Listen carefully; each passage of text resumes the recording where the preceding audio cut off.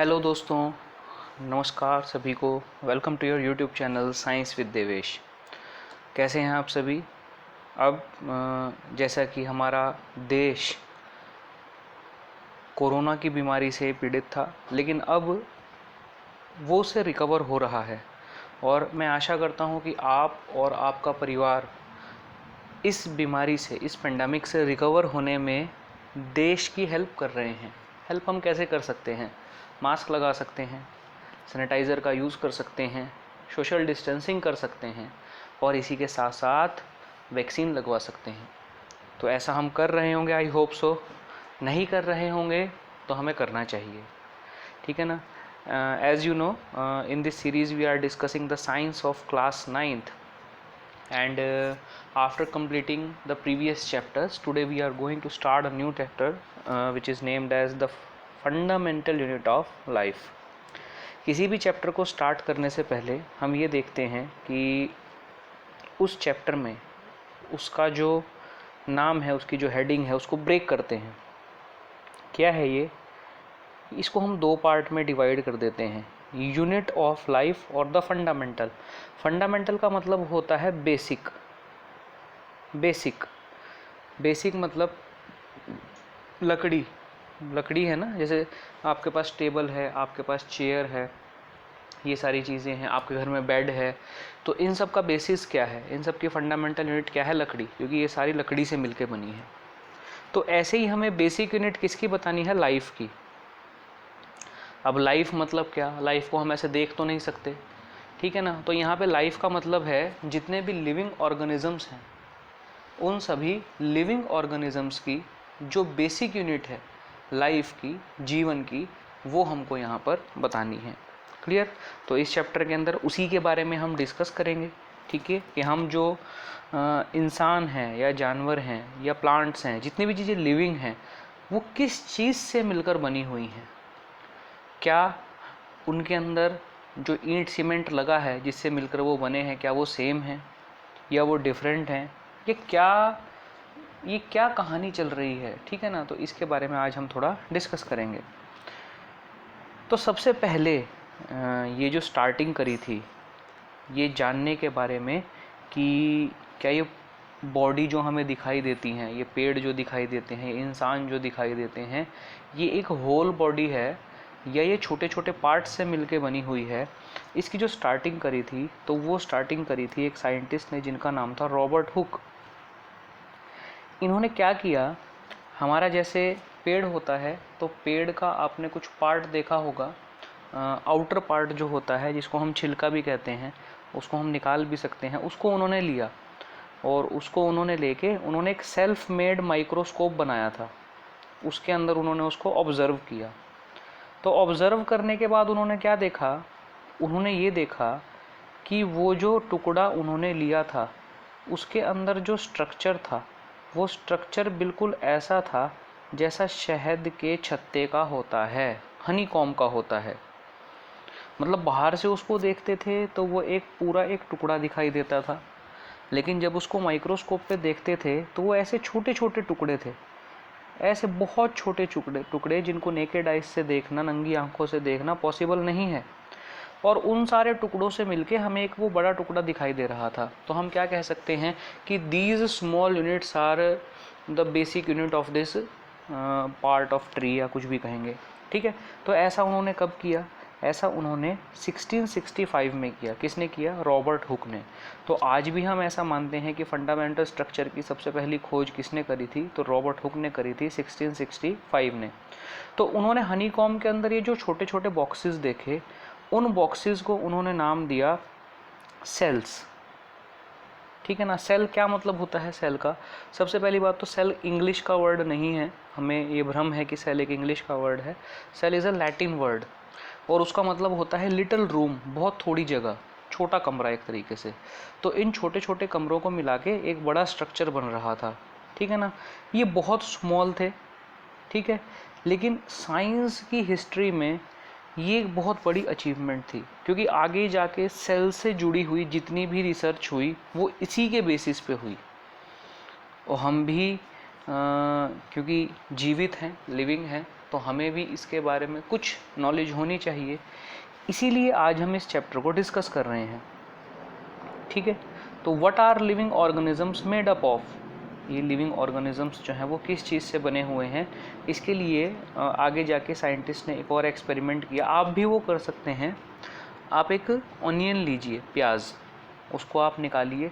जैसा कि आप जानते हैं प्याज जो है वो अलग अलग छिलकों से निकल कर बनता है, तो उसकी एक लेयर को आप उतारिए और उसकी एक लेयर पे भी से चिमटी जो होती है ना, प्लक्कर जिसे हम कहते हैं, उससे आप निकालेंगे तो ऊपर से एक लेयर, बहुत पतली लेयर निकलेगी, जिसको हम एपिडर्मिस कहते हैं, स्किन कहते हैं अनियन लीफ की। ठीक है, उसको आप एकदम वाटर के अंदर डालिए, नहीं डालेंगे तो क्या होगा, वो सिकुड़ जाएगी, फोल्ड हो जाएगी या सूख जाएगी। फिर उसके बाद बड़े ध्यान से क्या करना है आपको, एक स्लाइड लेनी है ग्लास की, और उस ग्लास की साइड पे उस लीफ को रखिए और उसे ऊपर से कवर कर दीजिए। उसके बाद उसके ऊपर आपको एक सॉल्यूशन डालना पड़ेगा जिसको हम कहते हैं सेफ्रेनाइन सॉल्यूशन। कवर कर दिया, कवर करने के बाद आप उसको जब माइक्रोस्कोप में देखेंगे तो माइक्रोस्कोप में आपको एक स्ट्रक्चर दिखाई देगा जो इस टाइप का स्ट्रक्चर होगा।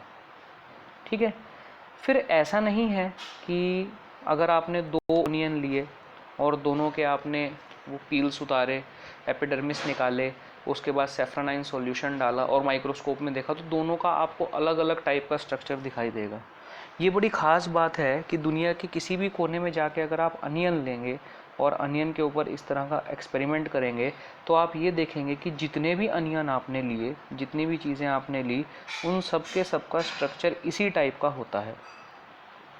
इसमें आप देख सकते हैं कि ये अनियन के अंदर ये छोटे छोटे बॉक्सेस हैं। अभी बाहर से हमें क्या लग रहा है, बाहर से हमें ऐसा लग रहा है कि ये एक अनियन का टुकड़ा है, लेकिन जब हम उसकी गहराई में जाते हैं, उसको माइक्रोस्कोप में देखते हैं, तो हमें ऐसा दिखाई देता है कि there are small units, very small units which can't be seen by the naked eyes, और उनको जोड़कर, उनके जुड़ने के बाद एक बड़ी यूनिट बनी है, तो उसी को हम नाम देते हैं सेल। अब इस सेल के अंदर ये देखो बहुत सारे सेल्स हैं, और बीच में जो यहाँ हमें ब्लैक डॉट दिखाई दे रहा है, ये इसका न्यूक्लियस है। अब न्यूक्लियस क्या होता है वो हम बाद में देखेंगे, पहले हम थोड़ा इसी के बारे में बात करते हैं।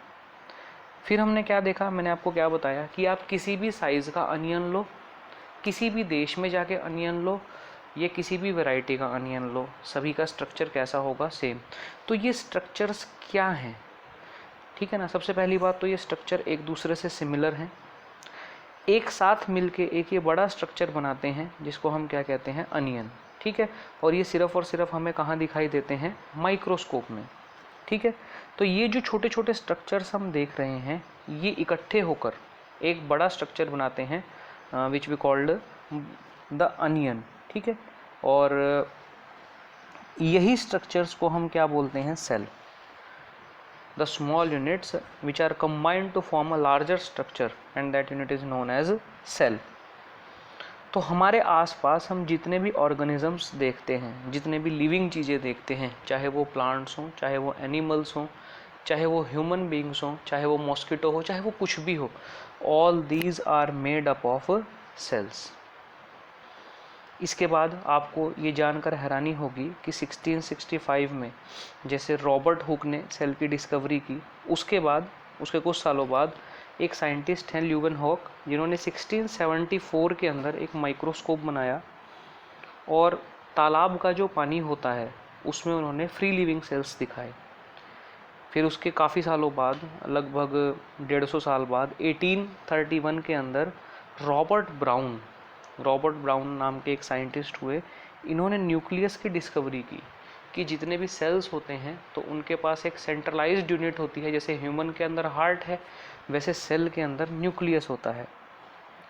उसके बाद एक साइंटिस्ट थे परकिंजे ने 1839 के अंदर, मतलब रॉबर्ट ब्राउन से 8 साल के बाद, सेल के बारे में ही एक थियरी दी कि सेल के अंदर एक फ्लूइड भरा रहता है जिसको हम प्रोटोप्लाज्म कहते हैं। उसके बाद सेल के ऊपर थ्योरी, प्लांट्स और एनिमल सेल की थ्योरी, ये जो कंपोस्ट की, ये 2 बायोलॉजिस्ट थे, ये परकिंजे के दौरान ही, उसी टाइम पीरियड में उन्होंने इस थ्योरी को दिया। इनका नाम था स्क्लेडन एंड स्वान। उसके बाद उसके लगभग 20-25 साल, फिर तो ये चलता गया। 20-25 साल बाद एक साइंटिस्ट थे वर्को, उन्होंने सेल थ्योरी को बड़े अच्छे से एक्सप्लेन किया और उन्होंने बताया कि जितने भी ऑर्गेनिजम्स हैं उनका जन्म एक सिंगल सेल से हुआ है। मतलब एक सेल डिवाइड होता है और उसके डिवाइड होने के बाद वो 2 में कन्वर्ट होता है, 2 से 4, 4 से 8, ऐसे कर करके एक बड़ा स्ट्रक्चर बनता है। लेकिन कितना भी बड़ा स्ट्रक्चर हो, स्टार्टिंग में वो क्या होगा, एक सिंगल सेल होगा। उसके बाद 1940 के अंदर जब इलेक्ट्रॉन माइक्रोस्कोप आया तो बड़े जो कॉम्प्लेक्स स्ट्रक्चर थे उनके सेल्स को भी हमने डिस्कवर किया। तो ये जो छोटी छोटी यूनिट्स हैं जिनको हम सेल नाम दे रहे हैं, तो हमारे आसपास जितनी भी लिविंग चीज़ें हैं वो सारी लिविंग चीज़ें इन सेल से बनी हुई हैं। और सेल की खोज या सेल के बारे में हम कैसे जान सकें, माइक्रोस्कोप से। और माइक्रोस्कोप का इन्वेंशन कैसे पॉसिबल हो सका, मैग्नीफाइंग ग्लास से। मैग्नीफाइंग ग्लास जो हम देखते हैं ना बचपन में, जिससे हम खेलते भी थे, उस मैग्नीफाइंग ग्लास की डिस्कवरी के बाद ये माइक्रोस्कोपिक वर्ल्ड हमें दिखाई देने लगा, जिससे हमने माइक्रोस्कोप का इन्वेंशन किया।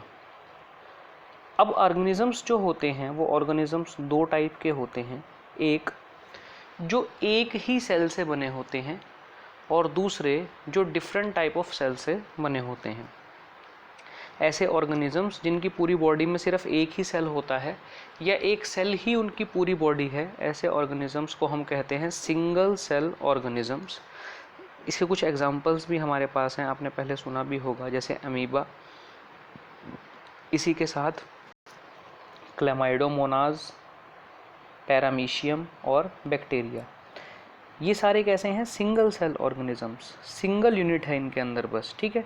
ऑन द अदर हैंड जो एनिमल्स होते हैं, प्लांट्स होते हैं, ये सारे मल्टी सेलुलर ऑर्गेनिजम्स है। मल्टी मतलब many, the organisms which are made up of many cells, that are known as multi cellular organisms. अब सिंगल सेल जो ऑर्गेनिजम्स हैं या मल्टी सेलुलर जो ऑर्गेनिजम्स हैं, उनके अंदर डिफरेंस क्या है, ये डिफरेंस हम सेल के बेसिस पे देखेंगे। अमीबा जो है, अमीबा के अंदर खाने का काम भी वो सिंगल सेल करता है, पचाने का काम भी वो सिंगल सेल करता है, एनर्जी बनाने का काम भी वो सिंगल सेल करता है। लेकिन हम जो हैं, हम मल्टी सेलुलर ऑर्गेनिजम्स हैं, तो हमारे अंदर जो हमारे मसल्स, हमारी जो स्किन बनी हुई है वो मसल सेल्स से बनी हुई है। हमारे अंदर फूड और एनर्जी का जो ट्रांसपोर्ट होता है वो ब्लड सेल्स करते हैं। हमारे दिमाग को हमारी बॉडी की इन्फॉर्मेशन देने का जो काम है वो नर्व सेल करते हैं। जो एक बच्चा पैदा होता है वो डेवलप होना जो स्टार्ट होता है वो ओवम से होता है। ओवम के अंदर जब स्पर्म का फर्टिलाइजेशन होता है तभी एक न्यू बॉर्न जो है वो पैदा होता है। हमारी हड्डियों के जो सेल हैं उनको बोन सेल बोलते हैं और फैट के जो सेल्स हैं उनको फैट सेल्स बोलते हैं। मतलब अब देखो हमारी बॉडी में कितने सारे टाइप्स के सेल्स हैं, तो ये सेल्स अपना अलग अलग फंक्शन परफॉर्म कर रहे हैं। और आप यहाँ देख भी सकते हैं कि इन सभी का स्ट्रक्चर भी एक जैसा नहीं है। जैसे अनियन है ना, अनियन को आप कहीं भी देखोगे तो उसका स्ट्रक्चर एक जैसा होगा। इसी तरीके से अगर आप ब्लड सेल देखोगे तो चाहे आप वो शेर के अंदर देखो, चाहे वो इंसान के अंदर देखो, चाहे अमेरिका में जाके किसी इंसान के अंदर देखो, सारे ब्लड सेल्स एक जैसे दिखेंगे, सारे नर्व सेल्स एक जैसे दिखेंगे। तो ये सेल्स क्या करते हैं, ये सेल्स अपना अलग अलग फंक्शन परफॉर्म करते हैं बॉडी के अंदर और अपना अपना काम करते हैं। लेकिन सिंगल सेल ऑर्गेनिज्म में क्या होता है, एक ही सेल सारा काम करता है। सेल का जो शेप है और जो साइज़ है, जैसे हमने देखा ना नर्व सेल का अलग शेप है, ब्लड सेल्स का अलग शेप है, तो वो शेप उनके फंक्शन पे डिपेंड करता है कि उनका फंक्शन क्या है। अच्छा, कुछ जो सिंगल सेल ऑर्गेनिजम्स होते हैं जैसे अमीबा, वो अपने शेप को लगातार बदलते रहते हैं। कुछ केसेस में जो सेल की शेप है वो ज़्यादा भी हो सकती है, वो कम भी हो सकती है, वो डिपेंड करता है कि वो सेल किस टाइप का है। जैसे नर्व सेल है, नर्व सेल बहुत एक टिपिकल शेप है, बहुत बड़ी शेप है। ब्लड सेल है वो बहुत छोटा है।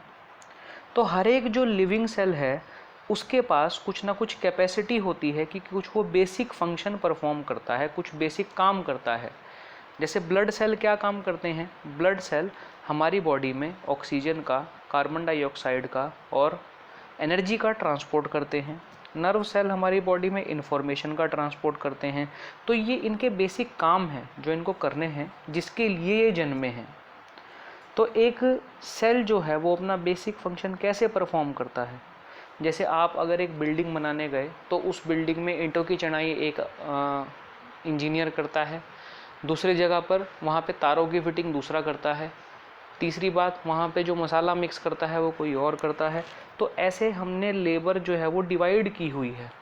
आपके घर में भी अर्निंग का जो काम है वो आपके मम्मी पापा करते हैं, खाना बनाने का काम आपके मम्मी पापा करते हैं, मार्केट से कुछ छोटा मोटा सामान लाना है वो काम आप करते हो, दूध लेके आना है वो काम आप करते हो, स्टडी का काम आप करते हो। तो घर के अंदर भी हम क्या है, अपने वर्क को, अपने काम को डिवाइड करके रखते हैं। इसी तरीके से जो सेल है, हमारी बॉडी है, बॉडी के अंदर भी डिवीजन ऑफ लेबर है। मतलब हर एक सेल को उसका एक पर्टिकुलर काम दिया गया है, उसको वही काम करना है। जैसे हार्ट है, हार्ट को क्या करना है, सिर्फ ब्लड को पंप करना है, उसे और कुछ नहीं करना, सिर्फ ब्लड को पंप करना है। हमारा जो स्टमक है उसको फूड डाइजेस्ट करना है और कुछ नहीं करना। ऐसा नहीं है कि ये जो डिवीजन है लेबर की, ये सिर्फ सिंगल सेल में होती है, मल्टी सेलुलर में होती है। जो सिंगल सेल ऑर्गेनिजम्स हैं, जो सिर्फ एक सेल से बने हुए हैं, उनके अंदर भी बड़ी ज़बरदस्त डिवीजन ऑफ लेबर है। उनके अंदर भी छोटे छोटे पार्ट्स होते हैं जिनको हम कहते हैं सेल ऑर्गेनली, सेल के छोटे छोटे पार्ट्स। ये सेल ऑर्गेनलीज भी क्या करती हैं, कोई फूड को डाइजेस्ट करती हैं, कोई वेस्ट को एक्सपोज करती हैं, कोई कुछ और काम करती हैं। तो ऐसे उनके अंदर भी क्या है, सिंगल सेल और मल्टी सेलुलर सबके अंदर क्या है, डिवीजन ऑफ लेबर। तो हर एक सेल को उसका अपना एक काम दिया गया है, उसको अपना एक स्पेशल फंक्शन परफॉर्म करना है, जिसके बाद वो डेड हो जाता है या अपना और काम करने लगता है। क्लियर?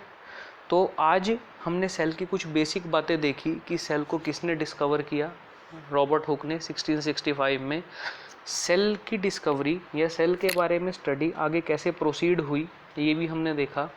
सेल क्या होता है, किसी ऑर्गेनिजम्स की जो बेसिक यूनिट है, मतलब जिसको मिला मिला के एक बड़ी यूनिट बनी है, या जिसका बार बार डिवीजन करके एक बड़ी यूनिट बनी है, उसी को हम सेल कहते हैं। तो कोई भी एक बड़ी से बड़ी बॉडी भी है वो एक छोटे सेल से हमेशा बनी होती है। हम भी जो हैं, हम कभी ना कभी सिंगल सेल थे। जब हम अपनी माँ के गर्भ में थे, अपने माँ के पेट में थे, तो हम सिंगल सेल थे। लेकिन वो सेल डिवाइड होके 2 हुए, 3 हुए, 4 हुए, 8 हुए, 16 हुए, बढ़ते चले गए, और उससे हमारी एक बॉडी की शेप बनती चली गई। तो ये सेल हमने देखा क्या अलग अलग टाइप्स के होते हैं, अलग अलग शेप्स के होते हैं। एक कैटेगरी जो सेल्स की है वो सेम फंक्शन परफॉर्म करती है। इन सारी चीज़ों के बारे में हमने डिस्कस किया। तो ये आपको पढ़ना है और बड़े अच्छे तरीके से आपको इसे समझना है, क्योंकि हमारे शरीर के बारे में हम जान रहे हैं। तो नेक्स्ट वीडियो में जब भी मिलेंगे तो we will discuss more about this small topic cell. Till then, goodbye, take care, like the video, share it with your friends if you like my teaching method. If you want me anything to improve in my teaching or in my behavior, so you can tell me. You can comment in the comment section, and also I have given my number in the description box. If you want any type of PDF, any type of help, then you can WhatsApp me on that number. Okay, till then, goodbye. Thank you.